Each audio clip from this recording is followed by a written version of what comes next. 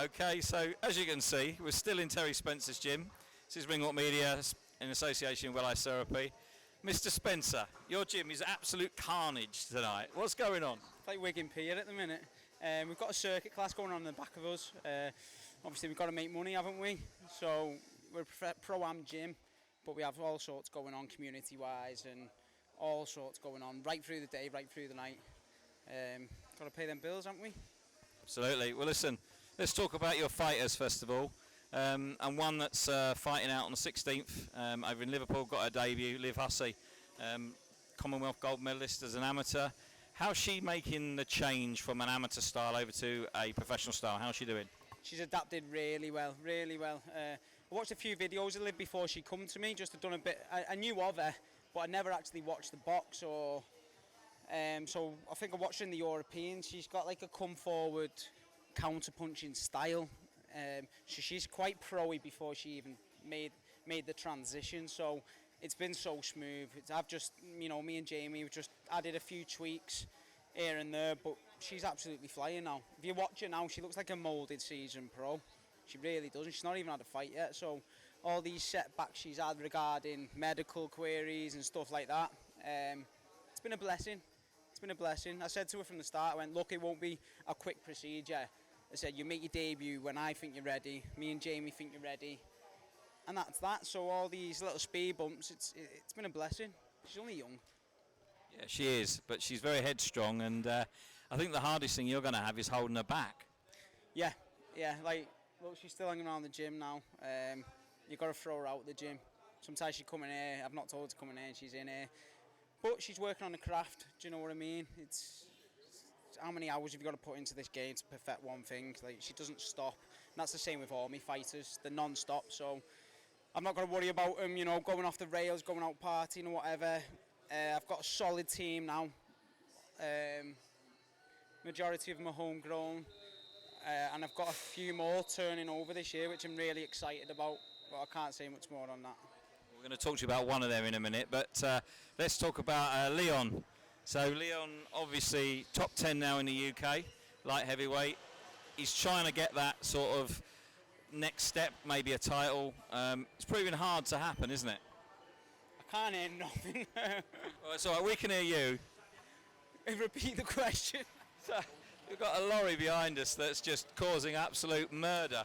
But listen, so Leon, it's frustrating because the next step is probably an area title. Yes. And it's happening, then it's not happening, and it's frustrating for you, frustrating for your gym.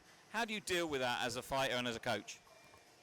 Well, because he was building serious momentum after his last fight, and now in the style he done it. So now, yeah, he's ranked 10th, but you've got to wait for opportunities to come up. People vacating, just opportunities to arise. So looks like he's going to be having a takeover fight on the 23rd of September on a VIP show, which is Nelson, his manager's show, in a 6-rounder, and then the area title before the end of the year. Not ideal. We wanted to have the area title next because he deserves the shot, most certainly. But you've got to play the game, and you just got to wait for opportunities to arise. Well, he's looking in good form, mate, just from that session we've seen there. Oh yeah, he always is. He's always in shape, Leon. I never have to worry about him training because he genuinely loves training. So that helps me out an awful lot. He loves what he does. He's got good sponsors behind him now. He's got a good support system because the kid's working full time Monday to Friday, and he's ranked 10th in the country. So, after doing a bit of work, speaking to local businesses and firms and stuff like that, he's got sponsorship now, and it's helping him massively. He's only working two days a week now. Eventually, obviously, he's in camp. He'll drop them days fully. So, we're very thankful for these sponsors he's got on board. Of course, the sponsors in any boxer at this stage is really important, so it's good that he's got that support, and we're looking forward to seeing what he does soon, and it'd be nice to see him out on the 23rd or very shortly. Now listen, the Wanderer, Mr. Edo, he's had more time in America than Donald Trump at the moment, and what's going on with Edo? He's just wild. Just a wild scouser, but look, he's a diamond of a lad. Trains so hard. Once again, John's full time. He works on the railways. he works permanent nights. He'll come in at 4, won't moan, get his head down. He'll spar. He's an absolute machine. He really is, and he's a pleasure to train. And he's a dedicated professional. Dedicated to his craft. And he's 5-0 now, John, and Jazz is managing him. And again, we're just waiting for these opportunities to arise. And before the end of the year, I want them both to have an area title around the waist. I'm pretty sure that's going to happen. Let's keep our fingers crossed, because that'll be the ice on the cake for John. He deserves it from the hard work he's put in. And like you say, he does 12-hour shifts at night, and then he's got kids to look after in the day sometimes, because his wife works in the day. So it's a tough life for that boxer. So hard. This game's hard enough. Do you know what I mean? People don't see what it's like at the start. You box on these small hall shows while still trying to work and stuff like that. But they're at the point now, our pros, where they are breaking through, and I still feel like we're left on the shelf a lot, and not a lot of people know who we are. But give us a year, everyone will know who our stable is, and I'll guarantee that. So listen, one we were going to talk about later on is Josh Paldino. Now, he's not turned over just yet. I know you're going to keep him kind of secret, but he looks like a real prospect, this young lad. Josh is brilliant.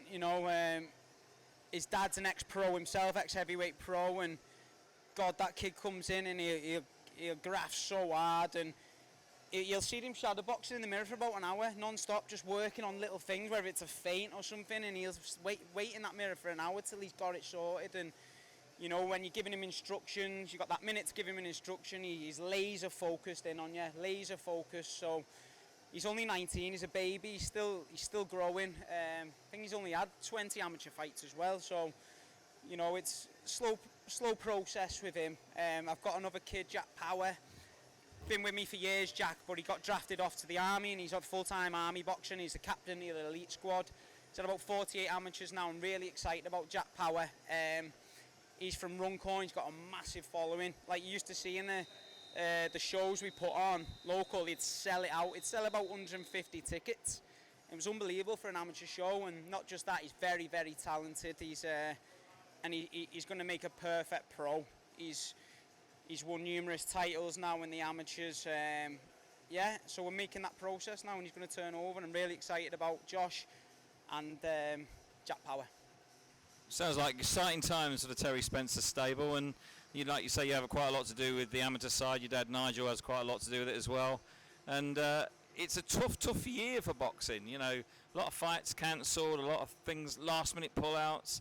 It's a frustrating time, but it's nice to see you guys are kind of getting through positively and making positive steps.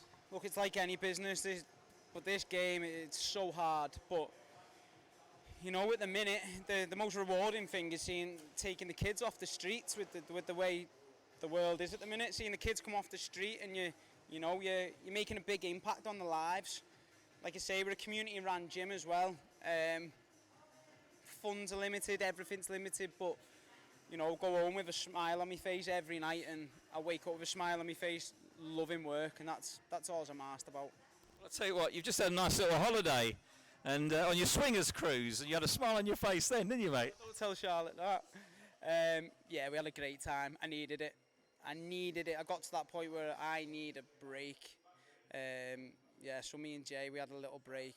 I didn't go with Jamie on a swingers cruise. So you went with Jamie to a swingers cruise. So you're now admitting that you was on a swingers cruise.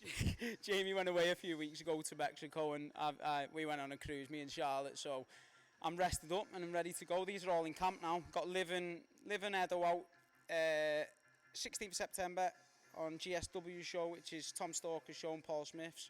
And then you've got Leon Willings out the following week, 23rd of September, on a VIP show. And again, I want area titles for John and Leon by the end of the year. And Liv's going to be flying. Like, as you know, there's not a lot of competition out there. And Liv's starting right at the top. I'm really excited about Liv. She's one of the UK's most top prospects coming through, female, 100%. Listen, it's all positive, mate, and as always, great to come down and see all you guys here. There's a few interviews going up on the channel in the next couple of days, and you'll see what everyone said about you as well, mate, and your swingers cruise. So are we confirming it was a swingers cruise? I don't know where you're getting this from. You've just made that up. I have not. Off camera, you told me it was a swingers cruise. It wasn't as string as cruise. Fuck off. We're going to talk to your missus about that. Listen, Terry, on a serious note, great to see you, mate, and we appreciate your time. Really good. Jay. Appreciate that always. Thank you, mate.